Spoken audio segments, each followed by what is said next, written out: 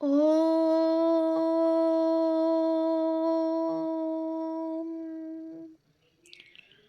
स्थापकाय च धर्मस्य सर्वधर्म स्वरूपिणे अवतार वरिष्ठाय रामकृष्णाय ते नमः। শ্রী শ্রী রামকৃষ্ণ কথামৃত শ্রীম কথিত প্রথম খণ্ড। তব কথামৃতম তপ্ত জীবনম কবিভিড়িতম কলমশাপহম শ্রবণমঙ্গলম শ্রীমদাততম ভুবি গৃণন্তি ये হরিদা জনা। শ্রীমদ্ ভাগবত গোপী গীতা, পৃষ্ঠা সংখ্যা 33। শ্রী রামকৃষ্ণ ভক্ত সঙ্গে, প্রথম পরিচ্ছেদ। শ্রী রামকৃষ্ণের বলরাম মন্দিরে ভক্ত সঙ্গে প্রেমানন্দে নৃত্য। রাত্রি 8টা-9টা হইবে। দোলযাত্রা। দোলযাত্রা 7 দিন পরে হইবে, কারণ গুপ্তপ্রেস পঞ্জিকা মতে ওই বৎসর দোলযাত্রা 4ঠা মার্চ ছিল। শ্রী মও এই পরিচ্ছেদে উল্লেখ করিয়াছেন 11ই মার্চ 1882 শ্রী রামকৃষ্ণ বলরাম মন্দিরে আসিয়াছিলেন।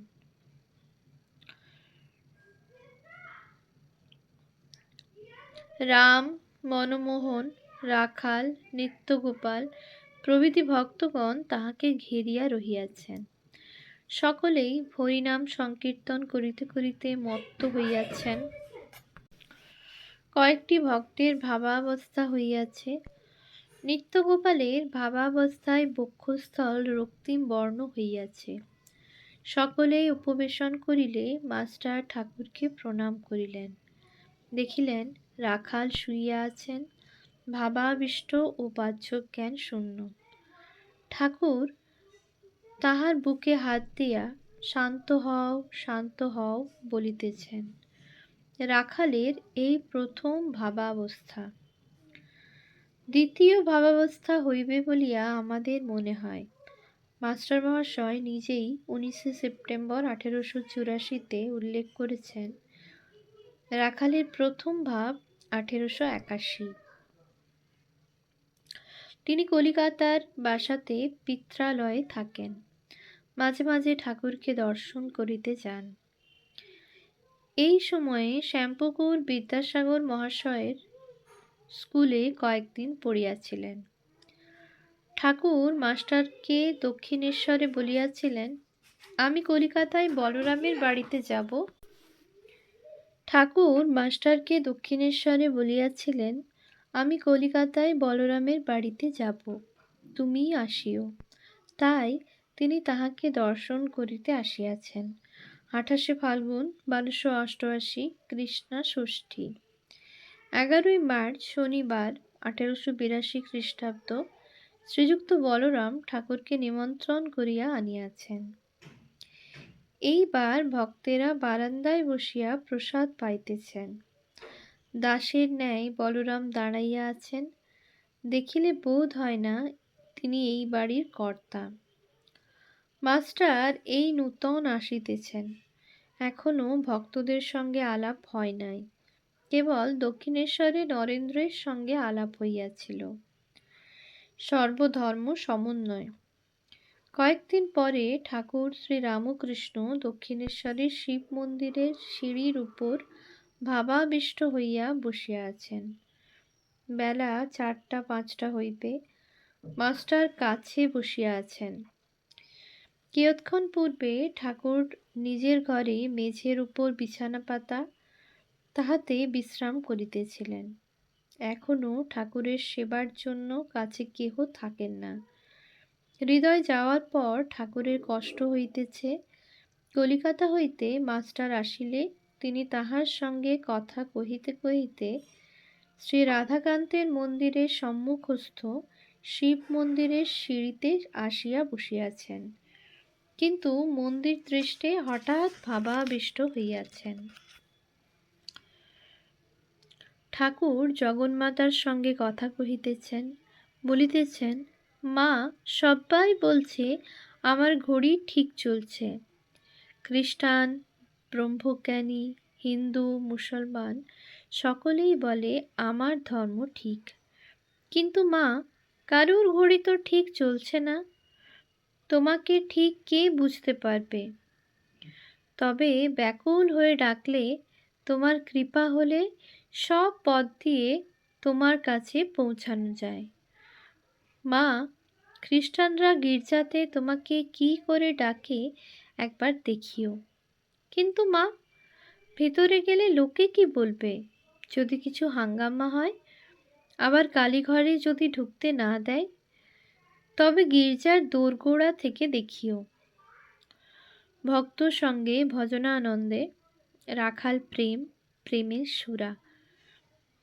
আর একদিন ঠাকুর নিজের ঘরে ছোট খাটটির উপর বসিয়া আছেন, আনন্দময় মূর্তি, হাস্যবদন।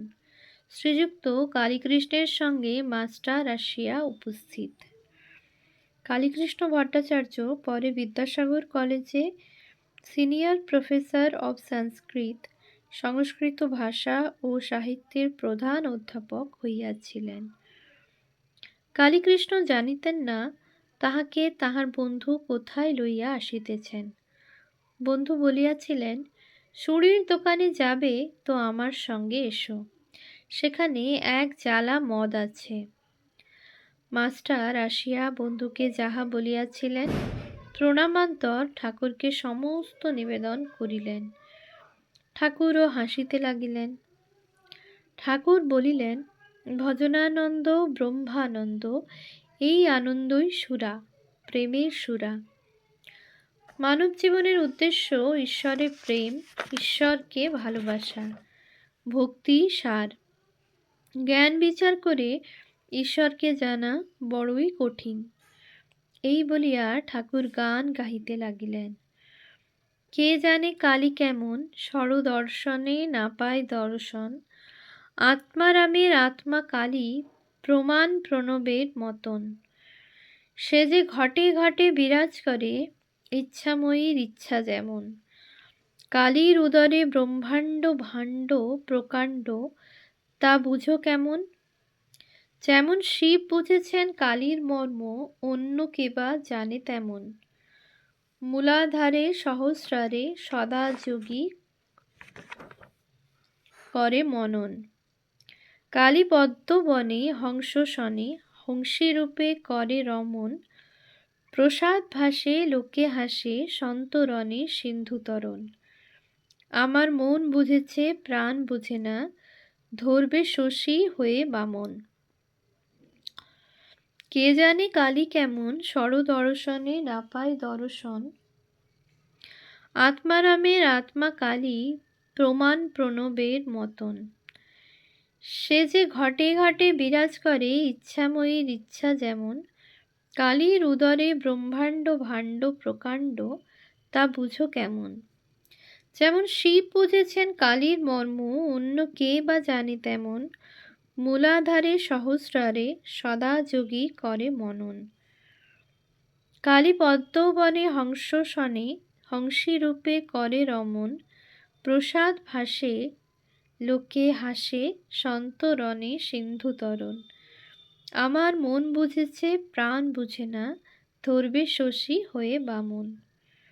ঠাকুর শ্রী রামকৃষ্ণ আবার বলিতেছেন, ঈশ্বরকে ভালোবাসা, এইটি জীবনের উদ্দেশ্য। যেমন বৃন্দাবনে গোপ গোপীরা, রাখালরা শ্রীকৃষ্ণকে ভালোবাসত। যখন শ্রীকৃষ্ণ মথুরায় গেলেন, রাখালেরা তার বিরহে কেঁদে কেঁদে বেড়াত। এই বলিয়া ঠাকুর ঊর্ধ্বদৃষ্টি হইয়া গান করিতেছেন, গান গাহিতেছেন।